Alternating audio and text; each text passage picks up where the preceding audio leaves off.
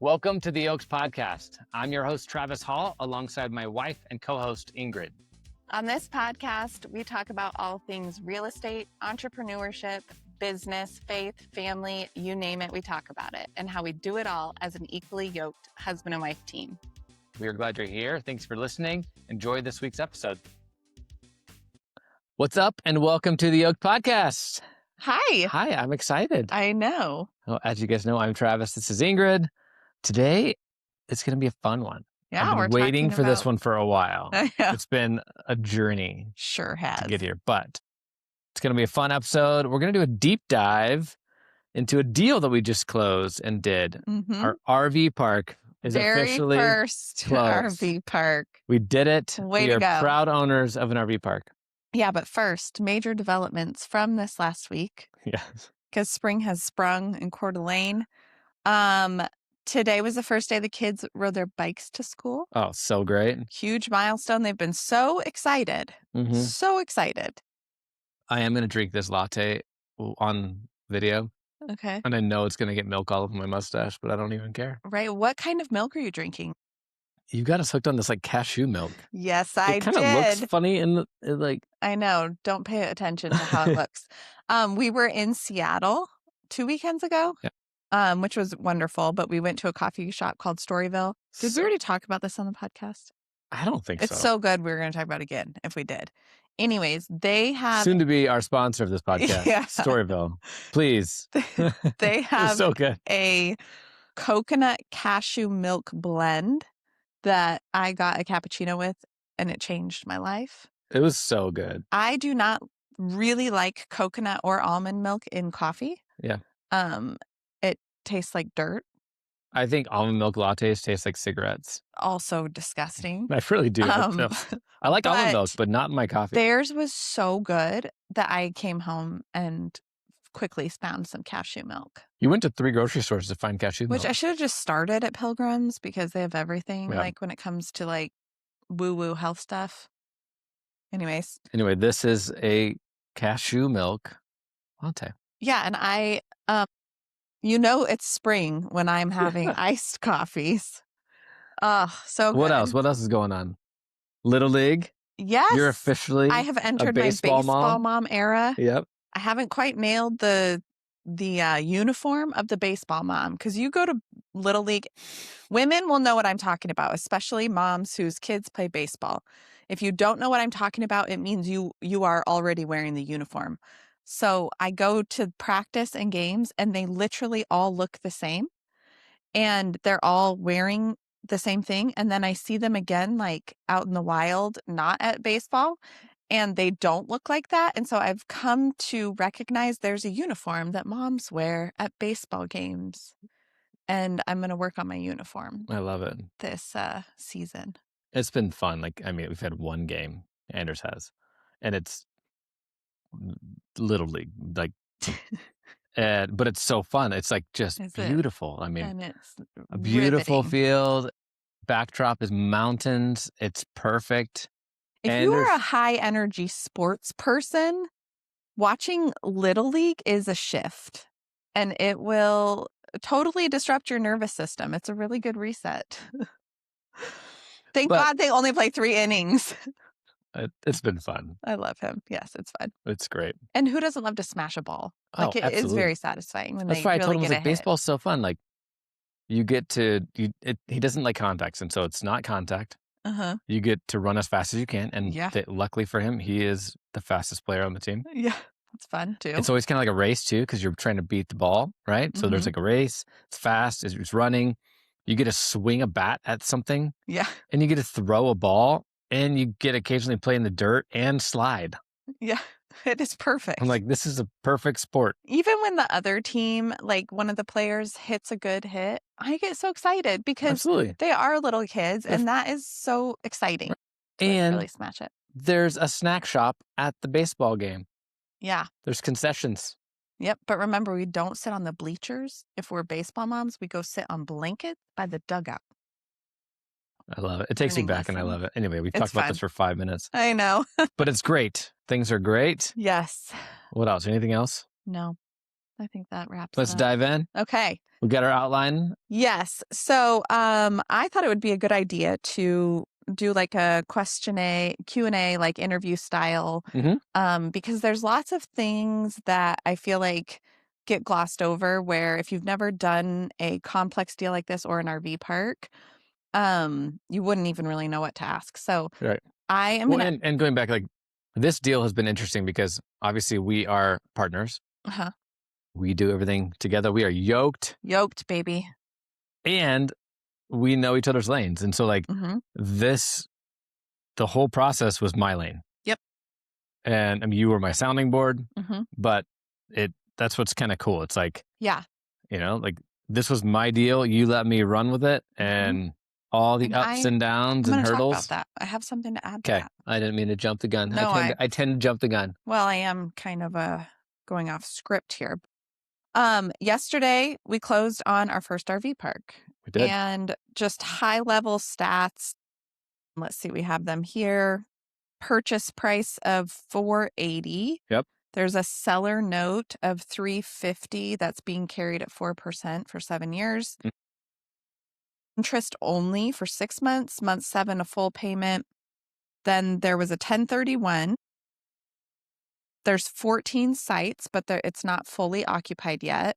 Mhm. And it's in Grove, Oklahoma, which is just outside. What's the lake? Grand Lake. Oh, okay. I was like, what's that? Blackwell.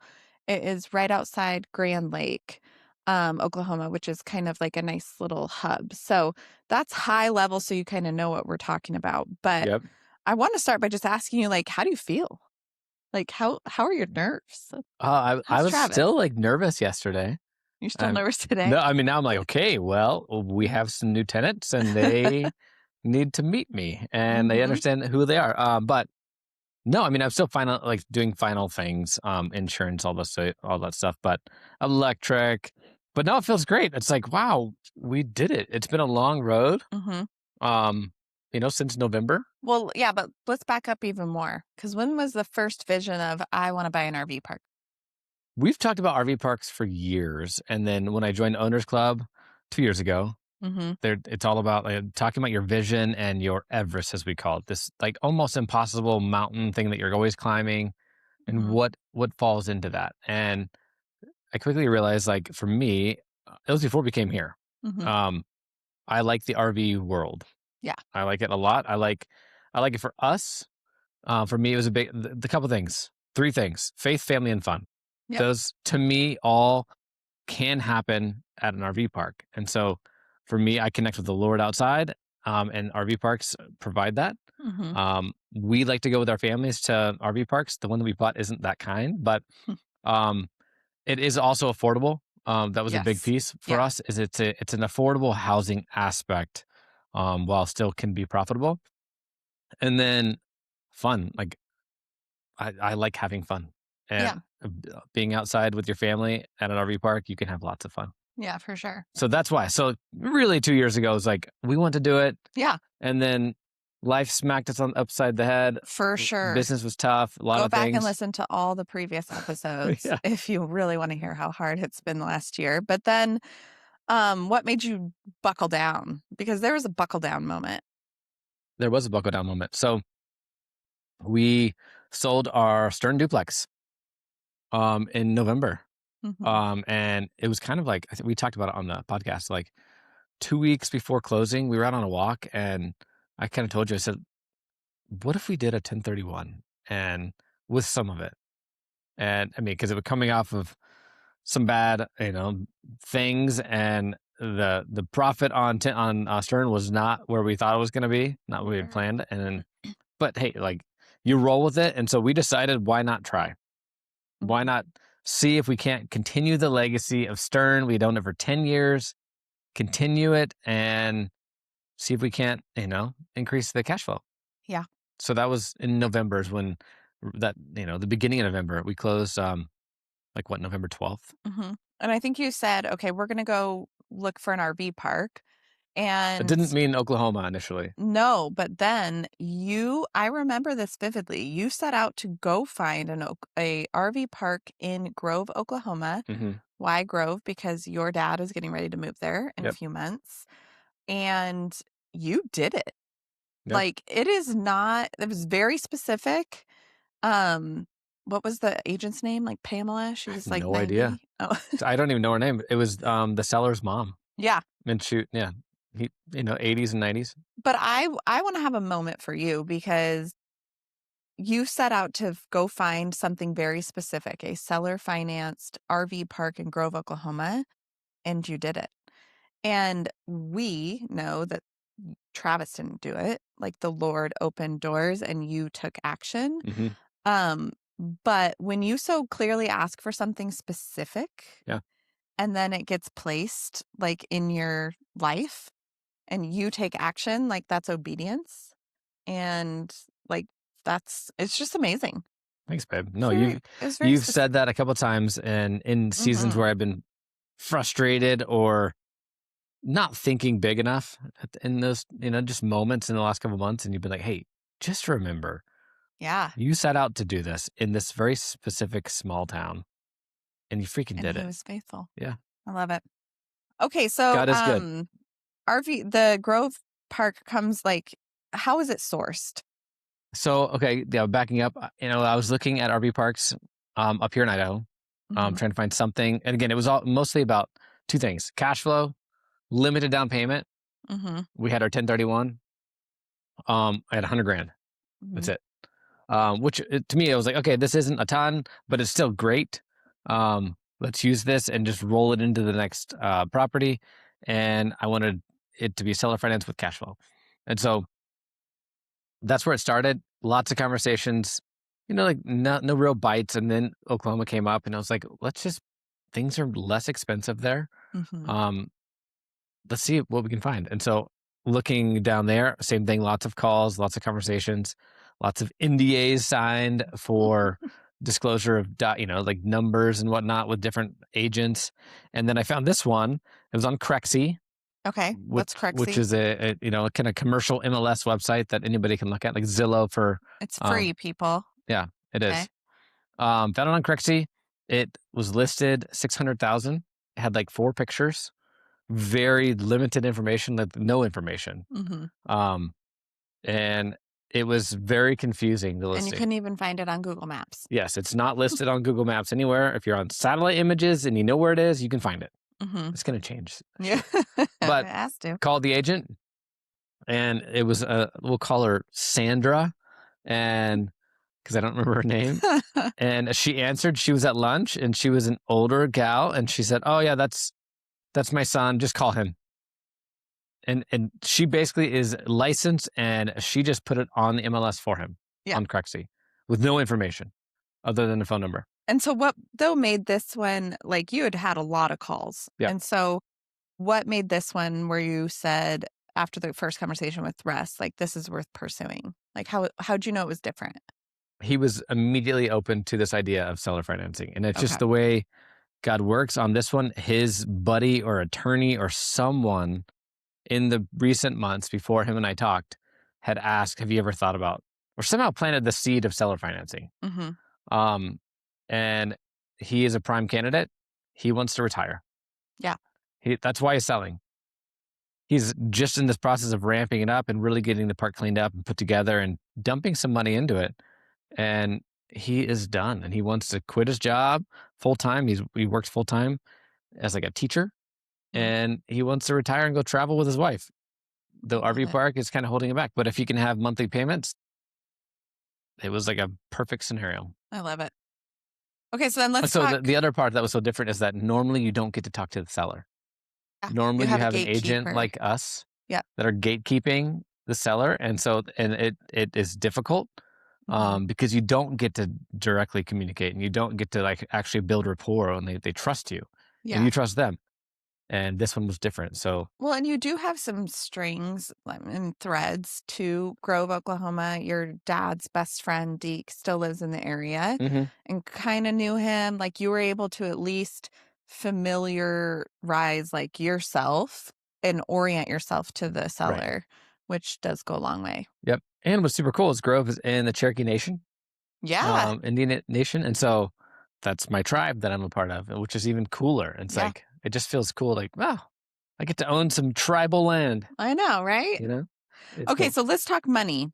Yep. Okay, you mentioned That's why we did it. obviously a 1031 exchange, Mhm. but then let's go over seller finance note, and then the first 6 months being interest only, and how you got good old Russ to buy down his own offer. So initially it was at 600. Just through some basic conversation, I kind of told him where I was at, and he initially told me, "He's like, I don't have." He had a mortgage on the property that he had taken out to do some updates Mhm. on the property for 150 grand. I was like, "Got it, yeah." Like, I can't. I'm not going to bring that much. All I have is X. All I have is 100. And he said, "Okay, let me see what I can do." Comes back and he's like, "Yeah, I will. I'll bring 150 to closing. You give me 100 and we'll make it happen." And I'm like, "Okay, I don't understand how that's beneficial to you, but you and your banker think it's great, so I am on board." Yes. So that's where we contracted at. And initially, we were contracted at 510. So we were at 510. I was bringing 100. Done. Super simple. 4% interest rate. And how'd you get to 4? I initially told him that we would back in the numbers, and so I think my initial one was at like 2.5, But 3%. when you say back in, like, explain that Basically to telling him what I'd like the monthly payment to be, Okay. and we could back into it. And then knowing that that was probably a little low, but if you start at higher, Yeah, you're not getting you're any not getting any lower. lower. So we did that, and then he came back and was like, "Well, let's do 4." And I said, "Done. Let's do 4%. I can make that work. The numbers work." And then like a month in, maybe not, a couple weeks into the contract, he said, "Hey, I need to pivot because I thought I could liquidate some stuff and bring the 50 grand that was necessary to the gap to closing, and I can't. I can bring 20." And so then I had to pivot and I had to bring an additional $30,000 Mhm. plus closing costs, right? And so he said, "But in order to make it up to you, I'll lower the price to 480, 30 grand." And because I initially asked him about interest only, and we didn't do it. His Mhm. banker, his attorney said no. He said, "How about we do interest only for 6 months?" And so I said, "That seems like a fair deal." And so we finalized on 480, $130,000 down, and a 6% interest only. So the kicker was, now I needed to figure out $30,000 delta that I didn't want to bring out of my own pocket. Yeah, but pause though, because the first 6 months interest only Mm. brought the monthly payment from 1671 down to 1167. So $500 worth of savings, which is a real runway to get everything, to get the additional sites booked. I mean, $500 a month savings for 6 months is a big deal when you're Right. talking about a park of this size or a Well, park because of it's a some pretty size. small park, and again, you Mhm. said it's 14 pads, and there's a shop on the property, a brand new shop, 3-car garage, like office kind Mhm. of thing. But the place only has like half occupancy, a little less, and so there is a great opportunity for someone like me that's like, "Oh, I want to capitalize on filling this place up," but it's not bringing in tons of income right now. Yeah. And so get, like you said, the runway, like getting a longer runway to come in as a new owner, stabilize, try to start backfilling, change some operations, put it on the map, maybe get Mhm. a website for booking, We're gonna talk about all uh, that, the uh, plan and the vision. all those things. But the runway gives you time. Yeah. And so you're not immediately squeezed as much as the new owner. Yeah. Okay, so, um, we were already looking, or I should say, we were already considering an operating partner in the area.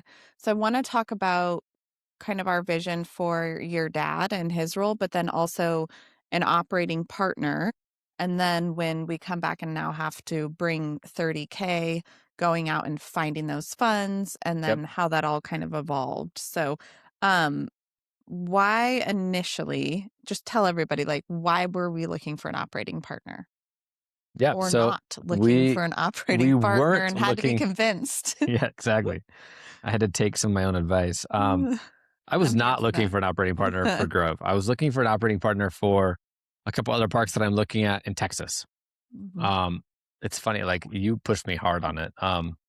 But I think I was just like, well, I did all the work. Like I found the deal, sourced the deal, curated the relationship, negotiated the deal, got it under contract.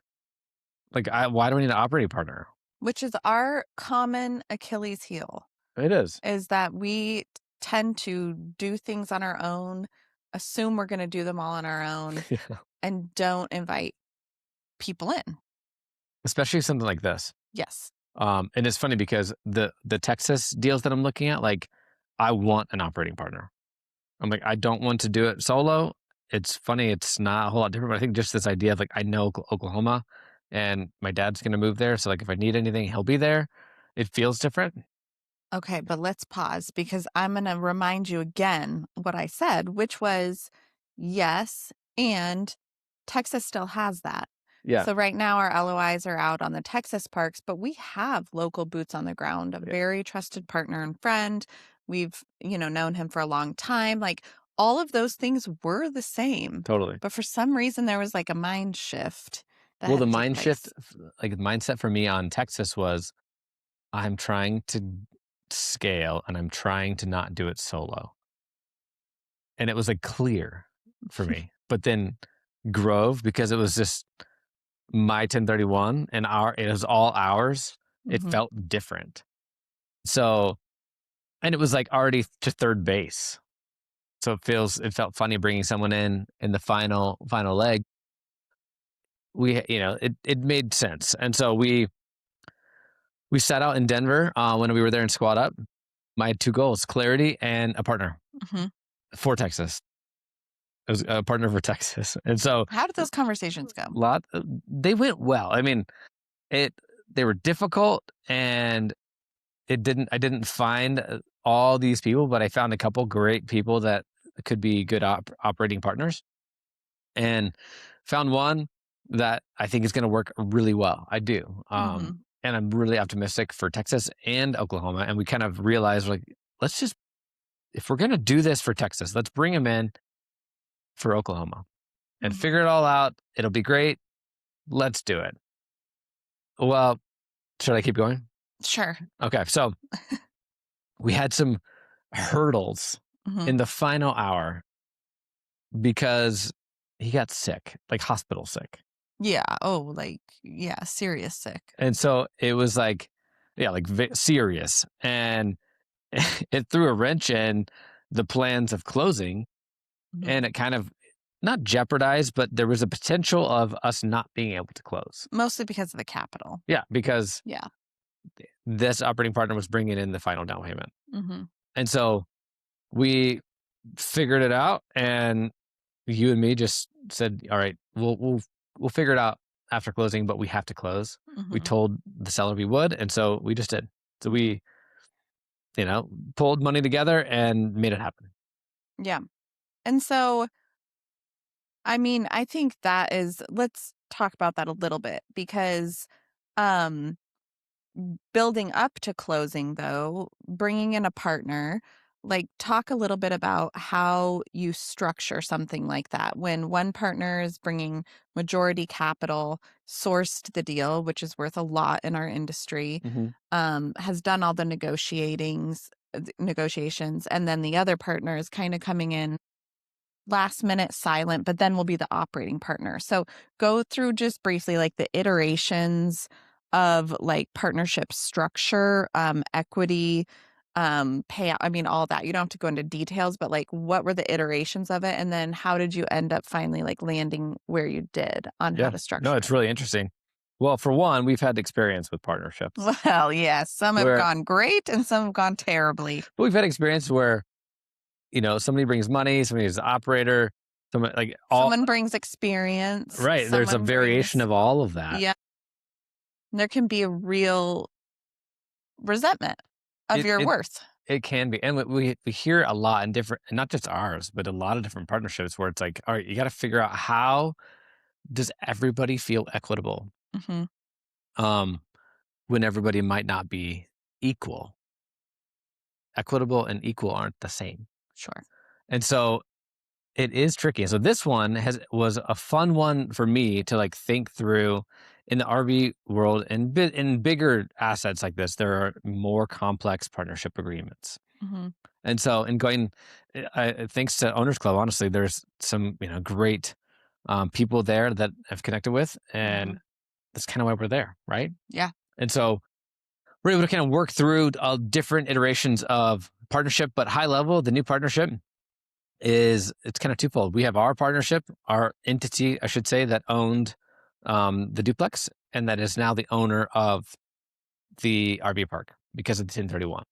Right? There's a new partnership that's going to be created for a JV that's going to be directly connected through a JV agreement, a joint venture agreement, and that's going to be capital partner and us and capital slash operating partner Mm-hmm. over here. And the way this works is basically initially we're both equal. We both get a preferred return on the money that we put in. Mm-hmm. I mean, proportionally. Correct. Yeah. Like we both get a 10% return on our money. Okay. Is how it's paid first. It's called a pref. So we get paid that first while the operating partner is basically vesting. Yes. They don't have any equity at day one, but there is a very clear blueprint of how it tiers and changes to get equity. Mm-hmm. And to turn, once we hit a certain point, then everything vests and it goes from a preferred return into a profit share model with ownership. Yeah. We went back and forth on ownership day one, and everything said that doesn't make sense because you're not equal. Yeah. And you're just not. Mm-hmm. And so we're doing it through a pref, and then when things stabilize and get going good, and then it comes in at this equity level, and then which is basically straight math. It's equal to whatever percentage of the money in is. And so pause there because I think there are a lot of different ways to um judge worth in a partnership. And this is a good example of like the numbers won't lie. It is about occupancy, it's about profit. It's like everyone Yeah, will be bought in to saving money and getting occupancy up and is equally interested in that goal. right. Yeah, and it's very clear. It's based on net operating income, NOI. And the reason is because on our exit strategy is to to refinance the note out. And Mhm. so refinance the seller note in 7 years, honestly, because that's how Why long. would you refinance a seller note when it's at So refinance or payoff okay, because we wrote the note as a 7%, a 7 year balloon. okay. And so we can always extend it if he wants to as well. He's open to that, but we wrote it as it's amortized. We're getting in the weeds here. I love it. It's amortized over 30 years. So it's like a 30-year mortgage, but it's due in 7. Balloon payment in 7. Yep. Okay. And so, which means for us as the new owners, we need to have a decision of what we're doing. We're either refinancing, we're paying it off, or we're selling in 7 years. Yep. Okay. I love Cool. that. Woo! Good job. Yeah. It And is more so complicated, but it's super fun. the partner now though is, getting healthy, needs a little bit of time, but we're going to circle back and see how that goes. And Yeah, plan B would be to go find the capital and an operating partner somewhere else. However, we closed fully prepared that if the worst happens, which is we can't find either, then we will operate it. for sure. That's not the goal. We can always bring in a partner later, but right now we it's like, okay, well, we're doing this. Yep. Yeah. Okay. All right. So let's talk about the plan and the vision Yeah, let's talk for about what does doing exit. this look like? I know. Oh, now you own it. Yep. What does success look like in 12 months? So there's a couple things. I think I kind of joked it. You can't find this place on the map. Hmm. It is called a Flamingo Landing RV She park. needs a new name. And I'm like, I want to change the name, and I also kind of don't because it's just Yeah, but so. if it's not on Google yet, we can change the Oh, for name. sure we can, but it's also like so goofy and like out there. You're like, To me, okay, I know you Florida people like your flamingo is the thing and the Everglade. Like, I get it. And, like, it just doesn't scream like I don't know, it screams like bar, like rest stop, kinda like trashy. I'm It just gonna say it it. kinda does. It Okay, is. we gotta get away from the Well, food, and but I asked Russ where the name came from, and he said, "Well, that was my grandparents or parents. They had an RV park, and they named it." I think it was in Florida, I think. It of was called course it was. Flamingo Oh, Landing. that's very sweet. Now I feel bad. But, I mean, it tracks with what you're saying. Yeah, it was Florida. Um, so, yeah, well, Weirdos. all that to say, we'll name it Ingrid's RV Park, and We it's won't. It's gonna be it's yoked. gonna be, first of all, on the map. So, Yep. like, if you Google it, it will be there. It's gonna have a website. It's gonna have a It's sign. gonna have a sign. It's gonna be bookable, Yep. and reservable, Mhm. and reviews, and all of the basic things. Mhm. Step number 1 is make it available. Yep. Right now, people only booked it because they happen to know Russ and they happen to know his phone number Yeah, or for someone that sure. did. And So so that's then number 1 right now it's at about $2,100 a month because of okay, income, yeah. 14 sites and only half of them are booked. They're at 450 a month. Okay, so our current run rate is 2,100. 50% occupancy gets it to 5,650, and then fully stabilized would be 8,800 a month. Correct. And so in the next 12 months, the goal is to have it fully occupied, 100% occupancy. The goal is probably 80%. Yeah. Okay. If we can And get 100, absolutely. what about other like priorities for like laundry and some of those other Yep. opportunities, honestly? Yeah, so again, this property, it has a big metal building that's been put on site within the last year. Um, Number 1 is figure out what to do with that. It's perfect for renting to a small business, and so renting that out or figuring out a solution for that. It's a 3-car, big garage bays, Mhm. and then it has a small office with a bathroom, and then a corner of it he built as a laundry area. It's built, but there's no laundry. And so we're gonna put laundry units in. Mhm. So those will be like coin operated or probably electronic of sorts. And then so get that figured out. We want to put a fence in the Yeah. backyard, the back lot. Um, it has a neighbor behind it that isn't the best looking property. And the neighbor likes to use the RV drive as their driveway and just, And is maybe disgruntled at times. yeah, I Like guess does not have a the good neighbor used to attitude. live in the RV park and then they got kicked out and they just moved behind into the mobile home that's behind the park now. So yeah, there's a drive. I'm gonna block the drive. I asked the seller, like, what would you do if you weren't going to sell it? And he said, Mhm. I would absolutely do this. Yeah. And so that was one of my biggest, that's one reason why it took longer is because there's all these different easements on the property. And Mhm. getting an understanding of what the easements are and who they are benefiting of was more difficult than I thought I knew and I assumed, but I didn't want to trust just assumptions. I wanted someone to tell me. And like officially, I mean, we got a survey done. Yeah. And Like then it's on the done with survey. I'm like, hey, Mr. Survey, I need you to describe and explain yeah. and plot what this easement says. Mhm. And so then they wanted more money, of course, but they did. And so we're gonna put the fence up, a gate, so we can still use it if we want. But yeah, it's gonna just clean it Okay. up a little bit. But also like the laundry Mhm. should bring back like some return. Yep. And there's opportunity for some sheds that we could add storage Yep. if we wanted to, just because there's, it's 4 acres. There is plenty of space Mhm. and you can't put more pads there. No, but Um, it's by a lake and people have right. And toys if and you're living there full time, like you probably have some stuff, yep, like even your bikes or things like that. totally. Yeah. Yeah. Okay. Amazing. Is there anything we missed? Good work. No, I think Good. big picture, I think realistically why I'm excited about this Mhm. is it should be bringing in probably close to eight or $9,000 of operating income In every month time. in Yep. time once we get it fully stabilized. Yep. And that's long term rent. Mhm. That's not assuming any type of nightly rental or like someone just bringing their RV through. Like it could be, Mhm. but it's just not that kind of park. And so it's kind of the best, in my opinion. It's the best entry into RV parks Yeah. because they're just tenants.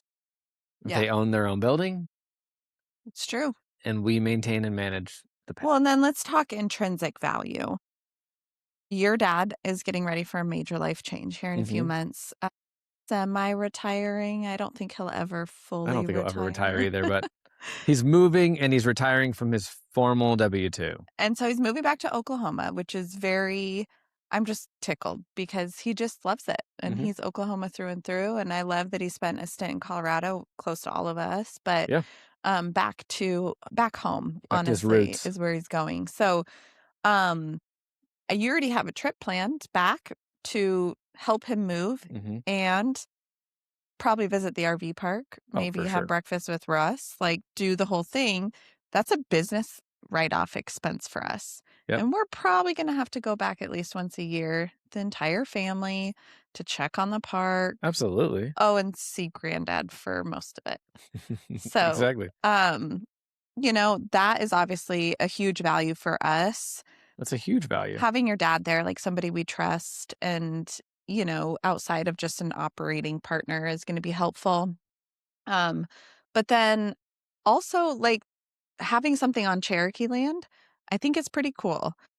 And there's something written in the contract where there's a first right of refusal, Right. specifically because of that. Our operating partner doesn't necessarily see the value in that, but we do in And he the fully area. respects the value. Yeah, and in the area, that Cherokee Nation's trying to buy back a lot of their land, Mhm. which is super cool. And It's is very cool. another exit strategy maybe in, 15, 20 years, who knows. Yeah.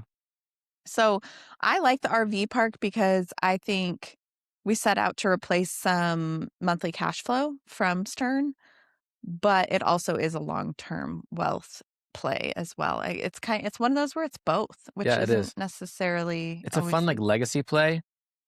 I don't think it's gonna appreciate quite the same, just no. naturally. What's cool about an RV park is that you can force the appreciation by increasing NOI. Mhm. So the value is in direct correlation to what the park is doing, Mhm. and cap rate, and so it's more in the commercial sector. Um, so that part is different. That's a different conversation, a higher, that we're not gonna go into right now, but what's cool and, like, one of my original goals with Stern when we sold it that I think this will achieve is, in reality, like, our Stern duplex, like, every year, our cash flow is going just ticking down Yeah, because we had stalled. because we had kind of flatlined on rent. Rent had not gone up. It was a great property, and we were maxed out, Mhm. and rent wasn't pacing with what the expenses were doing. Mhm. Taxes were going up like crazy. Insurance went up every year. Everything else went up. And Yep. so which a lot of landlords are experiencing that. And so when that happens, all of your cash flow is just slowly going down. When we sold it, we were averaging probably $900 a month of actual cash flow on Mhm. that, which is great. However, with this, my goal was initially I wanted to multiply that by 4. I wanted to Yep. 4x. I wanted to see if can we get to $4,000 a month of cash flow? I don't know if we're going to get there right away, but the opportunity is there for Mhm. sure, which is super cool. Yeah. I love it. I love it too. Well, we'll see. We will More see. updates to come. I'm TBD. sure some things will go very wrong, but we're here for But the then we can long talk play. about them like, oh I my know. gosh, this happened and this is what we're doing It's true. And it's super cool that like we now own an RV park. I mean, in Oklahoma. I'm so stoked. it is definitely like a goal achieved. Checkbox I've off. wanted to own a property in Oklahoma the whole time Yep. we've been married. And we've And dabbled. we dabbled. Had things in escrow. We had 3 things under contract in Mhm. Oklahoma back in 2016, right before you were pregnant. Should have closed. I know we should have, but we were nervous. And that thing was like a total like poop hole. Okay. So we didn't do it. Anyways, We pivoted, but here we are. here we 10 are. years I later, know. I love it. we got one. Nice. All right, cool. Well, remind everybody what we're doing book-wise. Or Yeah. should I remind Go them? ahead. We are doing Think and Grow Rich. It's so good. It is Yep. a foundational book for all things mindset and entrepreneur spirit. Yes. So we're going to talk about it next week. That is next week. And then the week after, we have guests. We have Clint and Jesse Savoy. They're awesome people. We're super excited to chat with them. So some fun episodes coming up. Mhm. Awesome. As always, be sure to like, subscribe, follow along. We drop a new episode each week. I can be found on Instagram at the Ingrid Hall. And I am at the Flamingo Landing. Just kidding. I'm at Never. the Travis Hall on all the socials. Have a great week. Thank you so much for listening to this week's episode of the Yoke Podcast. We hope you enjoyed it. And as always, be sure to like, subscribe, and follow along as we drop a new episode each week.